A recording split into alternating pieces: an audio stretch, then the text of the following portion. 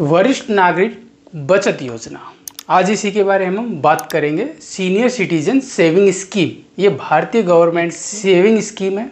ये उन लोगों के लिए है जिनकी उम्र 60 साल या उससे अधिक हो गई है। ये भारतीय सरकार द्वारा संचालित प्योर गवर्नमेंट ओरिएंटेड स्कीम है और इसमें उन लोगों को रखा गया है जो रिटायरमेंट के बाद, यानी जिनकी एज रिटायरमेंट के बाद या 60 साल हो या 60 साल से ऊपर हो, वो लोग इसके अंदर इन्वेस्टमेंट कर सकते हैं। उन लोगों को ध्यान में रखते हुए ही इसमें जो इंटरेस्ट रेट है वो भी बहुत अच्छा रखा गया है। जिस प्रकार से कन्या समृद्धि योजना का इंटरेस्ट रेट है 8.2%, उसी तरीके से सीनियर सिटीजन वाली स्कीम में भी 8.2% जो इंटरेस्ट रेट रखा गया है। ये भारतीय सरकार द्वारा संचालित केवल जो वरिष्ठ नागरिक है, जो सीनियर सिटीजन्स हैं इंडिया में, उन लोगों के लिए ये स्कीम चालू की गई है।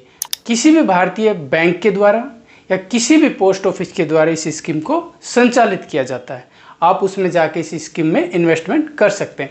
अब बने रहिए मेरे साथ, हम आज इसी के बारे में चर्चा करेंगे, पूरी तरीके से एक्सप्लेन करेंगे सीनियर सिटीजन सेविंग स्कीम होता क्या है और किस तरीके से इसमें जो 60 साल के लोग हैं या उससे ऊपर के लोग हैं वो इसमें इन्वेस्टमेंट कर सकते हैं। तो इस स्कीम में जो मेन फीचर है उनके बारे में आज हम चर्चा करते हैं कि इस स्कीम की जो गाइडलाइन है। सबसे पहले जो एलिजिबिलिटी है, तो एलिजिबिलिटी को अगर ध्यान में रखें तो इसमें लगभग 60 साल या 60 से जो जितने भी ऊपर हैं वो लोग इसके अंदर अप्लाई कर सकते हैं।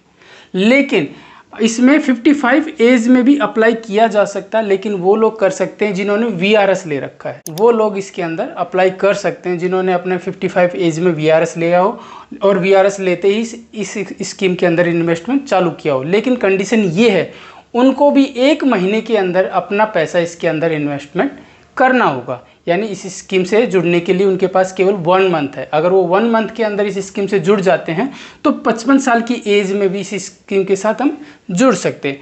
वरना 60 साल और 60 साल के बाद जो भी एज होगी उसके लिए स्कीम है। तो पहली एलिजिबिलिटी यही है, एज का फैक्टर समझ में आ गया होगा। सेकंड की बात करें, टेन्योर यानी कि समय अवधि। समय अवधि की बात करें तो इसमें 5 साल की टाइम पीरियड होता है। 5 साल के लिए इसके अंदर इन्वेस्टमेंट किया जाता है और अगर हमारा 5 साल पूरा हो जाता है उसको हम 3 साल और आगे बढ़ा सकते हैं। यानी 5 साल का जो फर्स्ट पीरियड है, सेकंड पीरियड को हम 3 साल और एक्सटेंड कर सकते हैं। टोटल 8 ईयर, 8 साल के लिए हम इस स्कीम के साथ जुड़ सकते हैं। जितने भी सीनियर सिटीजन्स हैं वो 60 साल के बाद इस स्कीम से 8 साल के साथ टोटल जुड़ सकते हैं। अब बात करते हैं इसमें एंट्री और इसके अंदर मैक्सिमम और मिनिमम जो कि इन्वेस्टमेंट है। अगर इसकी मिनिमम की बात करें तो मिनिमम जो इन्वेस्टमेंट की सीमा है वो है 1000, यानी 1000 रुपये। 1000 रुपये के साथ इस स्कीम में जुड़ सकते हैं। और जो मैक्सिमम इन्वेस्टमेंट की सीमा है, अगर मैक्सिमम की बात करें तो वो है 30 लाख। 30 लाख रुपए के साथ हम इस स्कीम में जुड़ सकते हैं। लास्ट इसमें 30 लाख तक का इन्वेस्टमेंट कर सकते हैं और मिनिमम इसमें 1000 तक का इन्वेस्टमेंट हम कर सकते हैं। अब बात करते हैं इंटरेस्ट रेट की। इंटरेस्ट रेट जहां पे अदर स्कीम्स में जैसे कन्या समृद्धि योजना के अंदर 8.2% का होता है, उसी तरीके से इसके अंदर भी 8.2% का इंटरेस्ट दिया जाता है।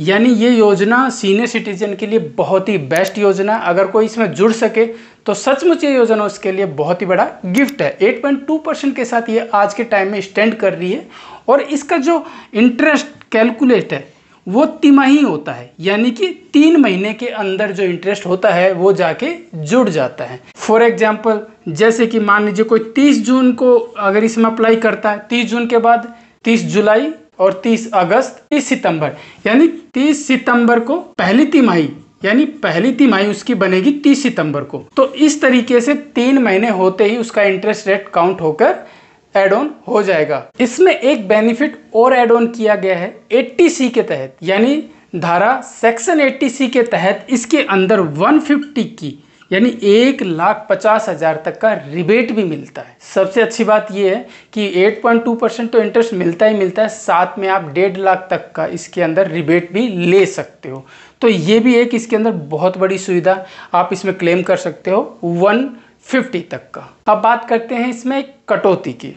कटौती को भी साथ में रखना बहुत ज़रूरी है। अगर 50,000 से ज़्यादा यानी 50,000 से ज़्यादा अगर आपका इंटरेस्ट रेट ईयरली काउंट होता है, यानी आपको 50,000 से ज़्यादा इंटरेस्ट मिलता है पर ईयर, तो आपका TDS भी कटेगा। उस वक्त आपके पैन कार्ड की ज़रूरत होगी और ये चीज़ वहाँ लागू होगी जहाँ पे आपका इंटरेस्ट रेट कैलकुलेशन 50,000 रुपये होगा, तो वहाँ पे आपका TDS भी काटा जाएगा। तो इस चीज़ को भी ध्यान में रखें। ये चीज़ें सब इसके की फीचर्स में मैंने आपको बताई है। अब नेक्स्ट इस पर चर्चा करते हैं, निवेश यानी इन्वेस्टमेंट कैसे करें। इसके अंदर जो इन्वेस्टमेंट करने का पहला पोजीशन क्या है। सबसे पहले आप किसी भी भारतीय बैंक में या पोस्ट ऑफिस की किसी शाखा में, वैसे तो ये पोस्ट ऑफिस की तरफ से थी ये स्कीम, लेकिन आप किसी भी भारतीय बैंक में पोस्ट ऑफिस में से चालू कर सकते हैं। तो सबसे पहले पोस्ट ऑफिस में या बैंक में जाने के बाद आपको वहाँ पे फॉर्म अप्लाई करना होगा। तो जो भी फॉर्म होगा SC CSS के लिए जो फॉर्म होगा उस फॉर्म को आपको अप्लाई करना होगा। उस फॉर्म के अंदर मैंडेटरी क्या है, आपके डॉक्यूमेंट्स में सबसे ज़रूरी क्या है, आपका जो एज सर्टिफिकेट, यानी जो ये प्रूफ करता हो कि आप 60 साल या 60 साल से ऊपर के हो। सेकेंड है पैन कार्ड। पैन कार्ड खाता धारक के लिए बहुत ज़रूरी है, क्योंकि आप उसमें जो भी इन्वेस्टमेंट करेंगे तो उसमें कितना आपको इंटरेस्ट मिल रहा है, अगर वो इंटरेस्ट TDS की कैटेगरी में आता है तो उसके लिए पैन कार्ड बहुत ज़रूरी। थर्ड है आधार कार्ड, मूल निवास प्रमाण पत्र और आपकी 2 पासपोर्ट साइज फ़ोटो। इन सभी के साथ आप किसी भी बैंक और पोस्ट ऑफिस में जाके अपना फॉर्म अप्लाई करके इस इन्वेस्टमेंट के साथ जुड़ सकते। थर्ड बात करें, उसके बाद आप इसमें जो पेमेंट करती हो, फर्स्ट पेमेंट यानी 1000 से लेकर 30 लाख तक का आप इसमें कितना भी, यानी एक साथ लमसम भी कर सकते। तो फर्स्ट पेमेंट मान लीजिए 1000, आप इसमें चेक के द्वारा भी कर सकते हो या फिर बैंक में आप सीधे भी जमा करवा सकते हो। उसके बाद आपको एक पासबुक मिलेगी। उस पासबुक में आपने जो जो उसके अंदर पेमेंट की है, फर्स्ट पेमेंट क्या थी, सेकंड पेमेंट क्या थी, थर्ड पेमेंट क्या थी, जो आपको इंटरेस्ट मिलता है पर मंथ, जो क्वार्टरली मिलता है, वो सारे के सारा रिकॉर्ड उसके अंदर होगा और आप उसको पासबुक को हर 3 महीने 5 महीने में अपना रिकॉर्ड उसके अंदर जुड़वा सकते हैं। तो इस तरीके की सारी चीज़ें आपको दी जाएंगी। अकाउंट खुलवाना बहुत आसान है, किसी भी तरीके की कोई प्रॉब्लम नहीं है।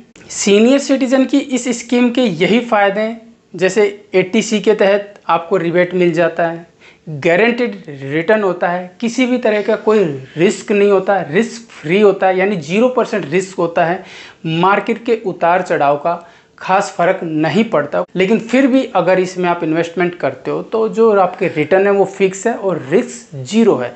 तो आप इसमें बहुत अच्छी तरीके से बिल्कुल खुले माइंड से आप इसमें इन्वेस्टमेंट कर सकते हैं। ये स्कीम सीनियर सिटीजन के लिए काफ़ी अच्छी है, आप इसके अंदर जा सकते हैं। अगर इसकी कुछ लिमिटेशन की बात करें, मान लीजिए कुछ लिमिटेशन है, इसकी एज जो लिमिटेशन है वो है एज, यानी हम 60 साल के बाद इसके अंदर अप्लाई कर सकते हैं। फर्स्ट लिमिटेशन, अगर किसी को अप्लाई करना हो 60 से पहले 50 ईयर 45 ईयर, तो इसके अंदर 45 50 ऐसा कुछ भी नहीं है, ओनली 60 ईयर के बाद ही इसके अंदर अप्लाई कर सकते हैं। थर्ड, इसके अंदर जो अमाउंट है वो 30 लाख ही इसके अंदर अमाउंट ज़्यादा से ज़्यादा इन्वेस्टमेंट कर सकते हैं, यानी जो लिमिटेशन रखी गई है मैक्सिमम की वो रखी गई है 30 लाख रुपए तक की। थर्ड की बात करें तो इसके अंदर जो एग्जिट, मतलब कि अगर टाइम से पहले अगर इसके अंदर से विड्रॉ करते हैं तो लगभग 1% 1.5% तक की पेनल्टी हमें देखने को मिलती है।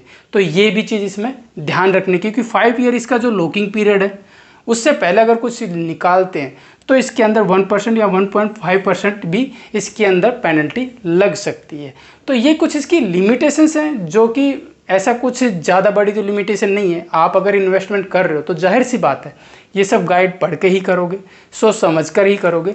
ये लिमिटेशन ज़्यादा बैरियर नहीं है। सबसे बड़ी बात है इंटरेस्ट रेट बहुत अच्छा है।